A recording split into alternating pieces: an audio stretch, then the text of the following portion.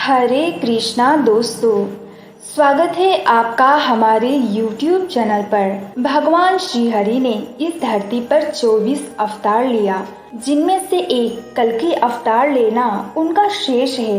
लेकिन दोस्तों, क्या आपको पता है श्री हरि विष्णु का एक ऐसा अवतार है जिसके बारे में बहुत कम लोग जानते हैं, जिसको नर नारायण अवतार के नाम से जाना जाता है।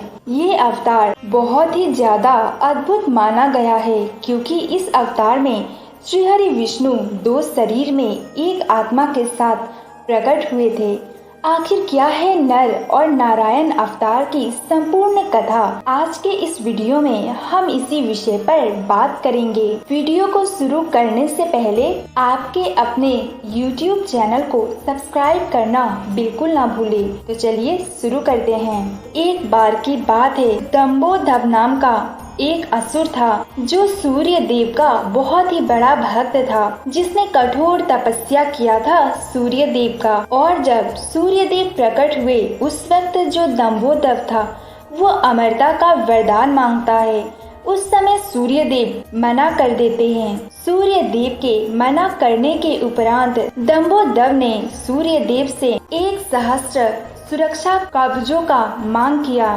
साथ में दंभोदर ने ये भी कहा कि प्रभु मुझे ऐसा सुरक्षा कवच प्रदान करे जिसे कोई भी साधारण व्यक्ति नहीं तोड़ पाए। जिसने 1000 वर्ष तक प्रभु की तपस्या की हो, वही मेरा कवच को खंडित कर पाए। एक कवच को खंडित करते ही वो मृत्यु को प्राप्त हो जाए। सूर्यदेव समझ जाते हैं कि ये राक्षस की मंशा सही नहीं है, फिर भी वो तब के आगे विवश थे। सूर्य देव जो दंभोदर था उसको ये वरदान दे देते हैं। राक्षस अपने प्रवृत्ति से मजबूर उसने पूरे संसार में आतंक मचाना प्रारंभ कर दिया।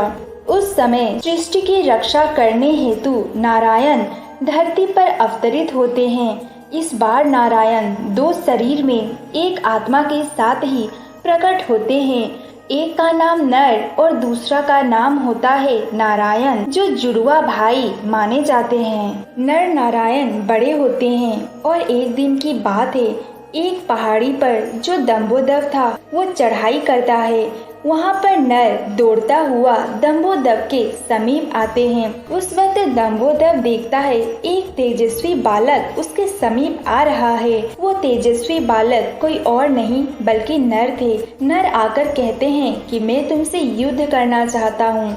इस पर दंभोदर हास करते हुए हंसता है और कहता है, आखिर तुमको ज्ञात भी है मैं कौन हूँ। मुझे दिव्य कवच की रक्षा प्राप्त है। जो भी ये दिव्य कवच को खंडित करेगा वो मृत्यु को प्राप्त होगा। इतना ही नहीं, जो 1000 वर्ष तक तपस्या करेगा वही खंडित कर सकता है। उस वक्त नर बताते हैं, तुम्हें ज्ञात है मैं कौन हूँ? मैं नर हूँ। मेरा भाई नारायण कठोर तपस्या कर रहा है। मेरे स्थान पर जैसे वो तपस्या कर रहा है, उसके स्थान पर मैं युद्ध करने आया हूँ। दोस्तों, इसके बाद जो नर हैं युद्ध करना प्रारंभ कर देते हैं। युद्ध चलता जाता है और जैसे जैसे नारायण के तपस्या का समय काल बढ़ता है, नर वैसे वैसे शक्तिशाली होता है और 1000 साल पूरा होने तक नर दंभोदर के 1000 दिव्य कवचों में से एक को खंडित कर देते हैं और सूर्य देव के वरदान अनुसार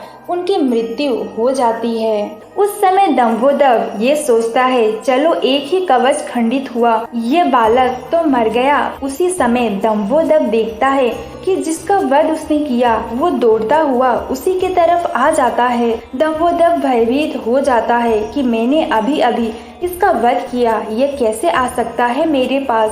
तभी उसकी दृष्टि जमीन पर पड़े नर पर पड़ता है। उस वक्त तक दूसरा दिव्य बालक भी आ चुका होता है।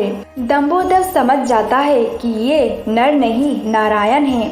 वो हंसता हुआ कहता है, हे बालक, मैंने तुम्हारे भाई को समझाया था पर उसको समझ नहीं आई, अब आकर क्या फायदा। उस वक्त नारायण मुस्कुराते हुए कुछ मंत्र पढ़ते हैं। मंत्र को पढ़ने के साथ साथ नर जीवित हो जाता है। दंभोदर समझ जाता है कि इतने समय से नारायण महादेव की तपस्या कर रहे थे और उन्होंने संजीवनी विद्या प्राप्त की और जिससे नर को जीवित किया। इस बार नर तपस्या करने चले गए और नर के स्थान पर नारायण युद्ध करने लगे और जैसे ही नर की तपस्या के 1000 साल पूरे हुए, नारायण ने फिर से दंभोदर का एक कवच खंडित कर दिया और मृत्यु को प्राप्त हो गए। उस वक्त नर आए और नारायण को जीवित किया। इस प्रकार दोनों भाई अदला बदली करके नर के साथ युद्ध और घोर तपस्या करते गए और अंत में वो समय भी आया 999 रक्षा कवच खंडित हो गया। उस समय दंभोदर जान गया कि अब मेरी मृत्यु निश्चित है। वो अपने आराध्य सूर्य देव के पास चला गया। सूर्यलोक दंभोदर भाग के तो सूर्यलोक चला गया, लेकिन पीछे पीछे नर नारायण भी गए। दंभोदर ने सूर्य देव के पास शरण ले लिया था और नर नारायण के कहने पर भी सूर्य देव ने दंभोदर को मारने की आज्ञा नहीं दी। उस समय नर नारायण अपने कमंडल से जल लेकर सूर्य देव को भी अभिशाप दे देते हैं कि इस पाप की भागीदारी आप भी बनोगे, क्योंकि आपने एक असुर को शरण दिया है।